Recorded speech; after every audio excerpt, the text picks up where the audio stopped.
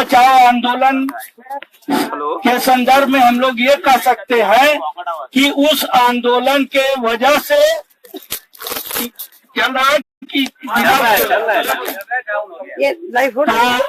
उस आंदोलन की वजह से एक बुनियादी बात जो देश भर में हुई है वो ये है कि विकास की अवधारणा के बारे में एक सवाल उठा और उसके हमें ये मान के चलना चाहिए कि अगर नर्मदा बचाओ आंदोलन जैसा बड़ा आंदोलन न होता तो हम सब अच्छी तरीके से जानते हैं कि रिहंद बांध बना, लोग उजाड़े गए कई बार। वही लोग उजाड़ के कहीं और जब बसाया गया तो पता चला कि हिंडाल्को बन रहा है, बिरला का एल्युमिनियम का कारखाना।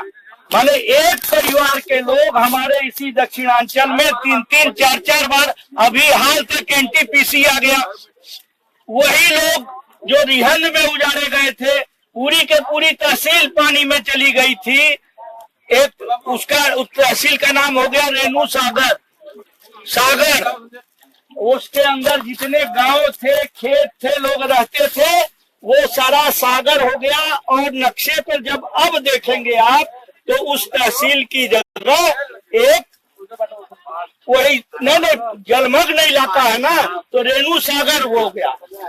ठीक है, तो ये सवाल उस समय भी लोगों ने उठाया था। राजनारायण जी वगैरह ने जब ये बांध बन रहा था और लोगों को नहीं वो किया जा रहा था, और उसके साथ साथ पड़ोस की बात है, इसीलिए जानना जरूरी है कि 2 पैसा में उस बांध से बनने वाली बिजली हिंडाल्को के बिरला के कारखाने को 2 पैसा यूनिट में दी जाती थी, जबकि उसी समय जनता को जो बिजली दी जाती थी, किसानों को जो दी जाती थी, वो काफी महंगी दी जाती थी। तो माने बांध अगर बनता है तो वो इस तरह के बड़े उद्योगपति के लिए, पूंजीपति के लिए बनता है, बिजली पैदा करता है। उसके ठीक बगल के गांव में बिजली नहीं रहती है, वर्षों तक बिजली नहीं रहती। हमारे दल के लोग एक इलाके में काम करते हैं जहां ये नर्मदा के पहले विस्थापन हो चुका है, बांध का तवा बांध, तो उसका जिक्र हम करना चाहेंगे। वो नर्मदा की लड़ाई में शुरू से ये लोग रहे, क्योंकि वो लोग भी विस्थापित रहे।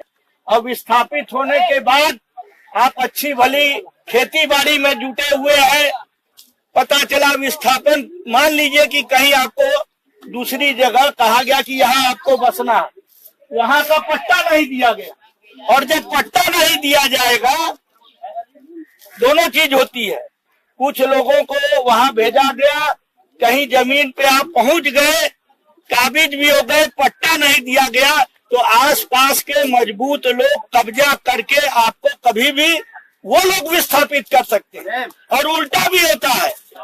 उल्टा क्या होता है, ये ध्यान देने वाली बात है निहार बाबू।